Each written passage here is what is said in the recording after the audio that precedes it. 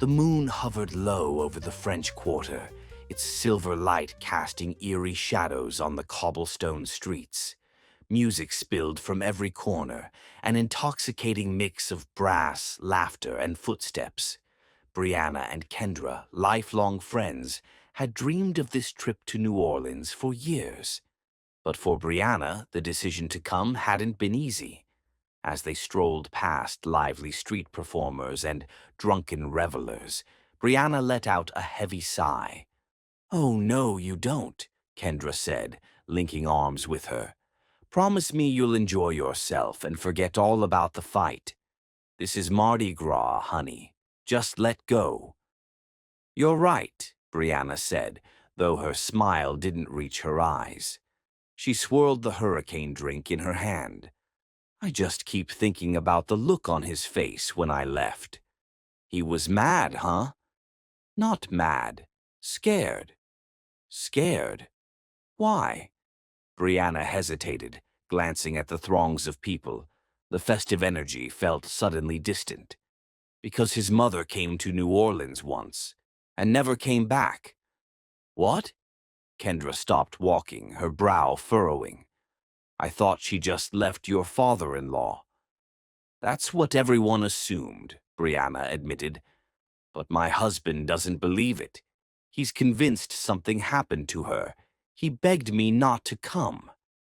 Kendra waved her off with a laugh. "Girl, he's just paranoid. Look around. This is paradise." She raised her drink for a toast. "To a perfect girls' trip." "To a perfect trip," Brianna echoed, clinking cups.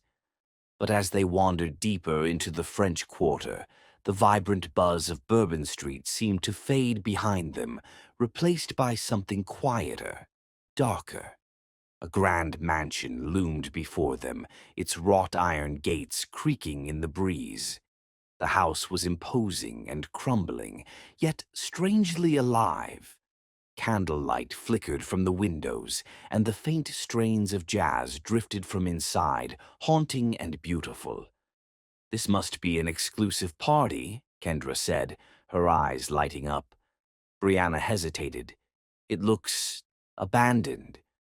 "That's what makes it cool." Kendra grabbed her hand and pulled her toward the open gate. "Come on." The moment they crossed the threshold, the air grew heavier. The music swelled and Brianna's skin prickled. Inside the mansion was a vision of opulence, a dazzling blur of crimson, gold, and endless candlelight.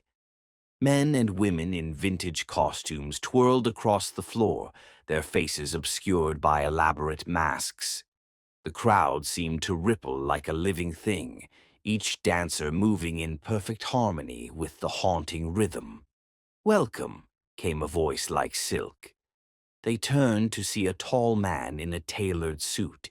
His pale skin gleamed in the low light, and his smile was unsettlingly sharp. "I am Lucian," he said with a bow. "Your host. Tonight you'll experience a Mardi Gras like no other." "Thanks for having us," Kendra said, her voice suddenly soft, her gaze locked on his. Lucian extended champagne flutes to each of them. "To the night that never ends." Brianna hesitated, but Kendra raised her glass eagerly. Not wanting to appear rude, Brianna followed suit. The crowd erupted in cheers as they drank. Hours melted into each other, the night stretching endlessly. The music wound tighter, the air pressing against their chests like a physical weight. Brianna grabbed Kendra's arm. "Do you notice anything strange?" "Yeah," Kendra said, her voice barely a whisper. "I haven't seen anyone leave." The realization struck like a thunderclap. Brianna's eyes darted around the room. The dancers moved with a feverish intensity, their faces flushed, their movements almost mechanical. "We need to go," Brianna said. But the doors they'd entered were gone, replaced by seamless walls. The windows were unyielding. Lucian appeared out of the shadows, his smile wider now, his eyes gleaming. Why leave so soon? The night is still young. Brianna backed away. What is this place? A celebration, Lucien purred, his voice a low rumble. For those who have forgotten the constraints of time, you are my honored guests. No, Brianna said, shaking her head. We didn't agree to this. Oh, but you did, Lucien said, stepping closer.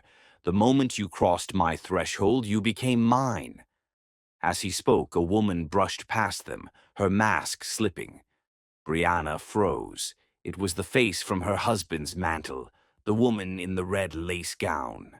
But her eyes were hollow, her face a frozen mask of despair. Bree, Kendra gasped, that's your mother-in-law. Lucien's laughter boomed. She resisted at first, too, but now she dances beautifully, don't you think? Brianna turned to run, but Lucien moved with inhuman speed, grabbing both women in his iron grip. Let us go, Brianna screamed, thrashing against him. Let you go, Lucien sneered. My dear, you've only just arrived. With a fluid motion, he sank his fangs into Kendra's neck. She gasped, her body stiffening before going limp. When Lucien released her, Kendra turned to Brianna with a serene, otherworldly smile. It's not so bad, Kendra whispered, her voice a haunting goodbye.